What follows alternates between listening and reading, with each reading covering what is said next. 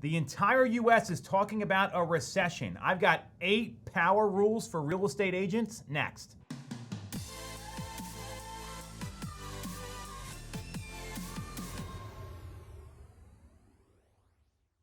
People are nervous about a recession in the economy. This is a fact. It's been happening in every single industry that's out there.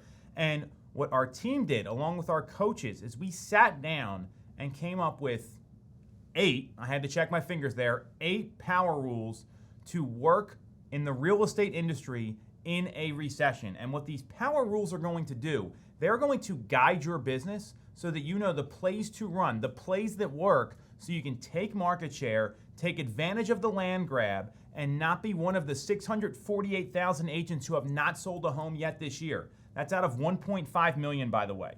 So let me run through these, tell you what they mean, and then it's your job to implement them in your business.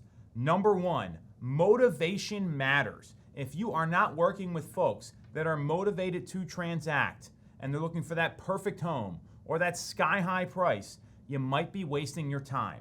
Time is going to be at a premium.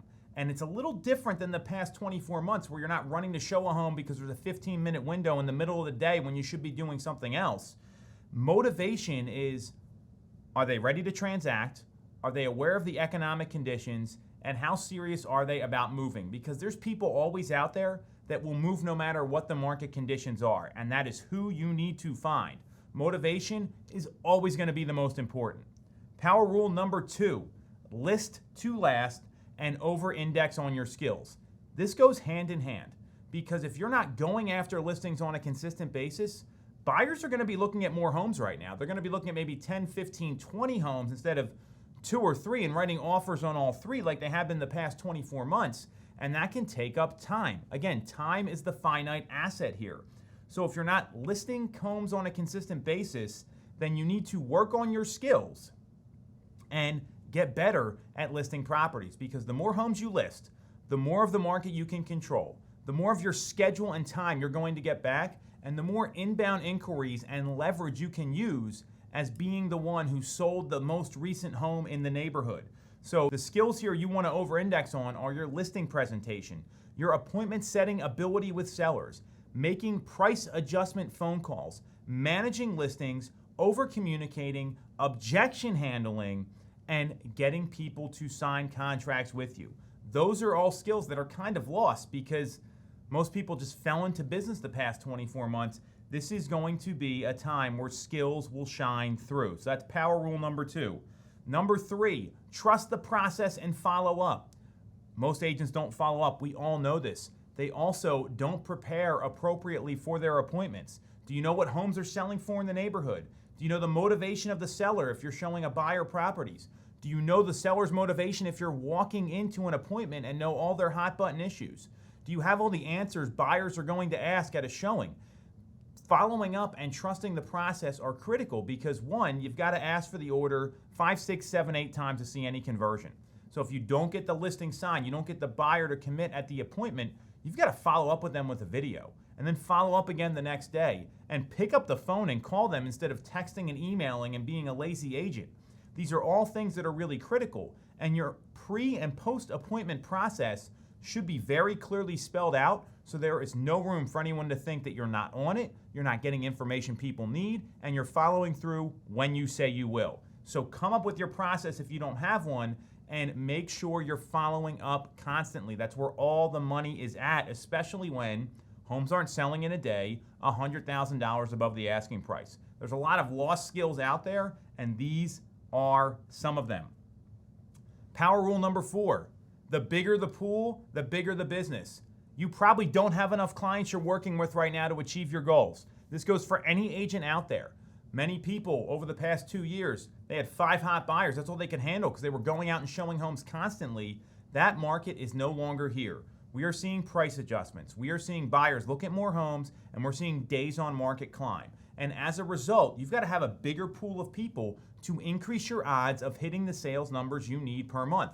Not all of these people are going to be ready to transact right away. It's going to take time. You have to follow up back to the previous power rule. You have so many things that need to happen, and it's going to be more nurturing, more communication, more education, and knowing your numbers and knowing the market. So the more people you have, the bigger business you're going to have, because whoever talks to the most people, they go on the most appointments, they write the most offers, and they sell the most houses. It's that simple. Number 5, plan the day, plan the week, win the month, win the year. Most people aren't prepped when they show up to their job every day, any industry. Most people spend 45 to 50 minutes getting ready to work before they actually start working, and they lost all that productivity time. And the time just ticks away. Again, that's a finite asset. So when you have an ideal day that's time blocked out in your calendar, I'm going to do lead gen from 9 to 11. Then 11 o'clock, I'm going to meet with my assistant and see what's happening. I'm going to go to the training that I have scheduled. I'm going to go meet with somebody or have some seller or buyer calls scheduled. The whole point is your day should be planned out into an ideal day. The easiest ideal day, without going into this, because I've done many videos about it, is set appointments in the morning. Don't let anything get in the way of that. Run the appointments in the afternoon. Simple, easy. So when you plan that out, and then you plan it out for a whole week, and you know when your appointments are going to be, and if you got to put settlements in there, or you have trainings you're going to, or you've got a coffee meeting with an estate attorney, anything like that. When the week is planned out, and you're doing that every week, your Sunday CEO session, right? You're planning out your week. Then all of a sudden, you've got your ideal day. It's planned for the whole week, and you follow that plan. That's how you win the month. The people that fly by the seat of their pants and just jump at any appointment opportunity they can get, they're the ones that don't have a scalable and repeatable business. So it's planning that day and then planning the ideal week and letting the business plan fall together for the month and ultimately for the year. Because you got to start one day at a time. Number 6, proactive is greater than reactive. The agent that waits for the phone to ring will go out of business. Mark my words. The agent that waits for the ideal lead to come in, that's ready to go and doesn't need any pre-qualifying, will go out of business, will starve, or won't sell a lot of houses. Any of those 3. The people that are proactive, that are calling all their leads, calling, not texting and emailing, calling their leads. The people that are calling expired listings, calling for sale by owners, calling their sphere, calling the neighbors where they just sold a home, they are the agents that are going to win. Proactivity, taking action, always beats reacting. Plain and simple.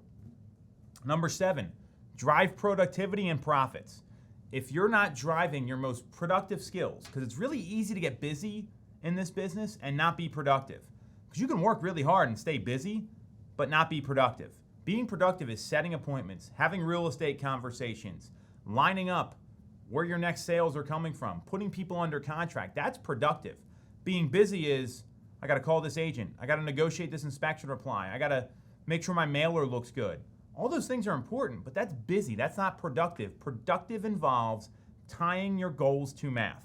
And if you are driving productivity and those goals are income producing goals, because all your productivity should be around income producing activities, that's going to drive profits for your business. So I'd be thinking about making contacts, setting appointments, going on appointments and converting at them, and then writing and negotiating contracts, whether it's a listing contract, offers that come in, whatever.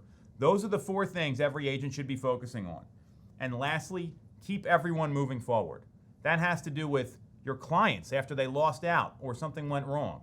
Keeping them moving forward, focused on their motivation. It has to do with you, yourself, your personal responsibility of keeping folks pushing harder and keeping yourself moving ahead, because we're going to run into a lot of losses. This super hot market is over.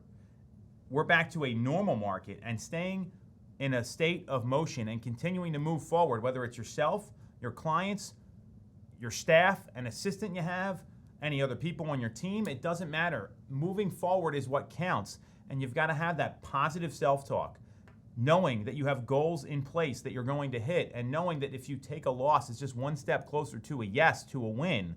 That's going to keep people moving forward. So I just gave you a ton of content here. You follow these 8 rules as we enter the second half of 2022 in this new shifting market, you're going to win. Plain and simple.